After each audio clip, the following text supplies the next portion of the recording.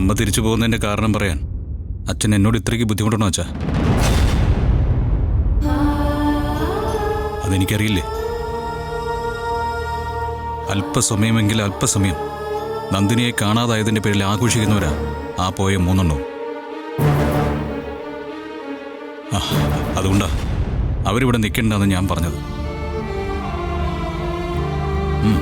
അയാളെ ഞാൻ കണ്ടുപിടിക്കച്ചാ. സൂര്യ,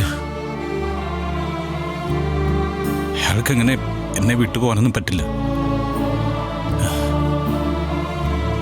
അല്ലെങ്കിൽ പിന്നെ എന്തിനാ അയാൾ ഇത്ര നാളെ എൻ്റെ കൂടെ ജീവിച്ചത്, എൻ്റെ ഓരോ പെരുമാറ്റവും തിരുത്തിയത്,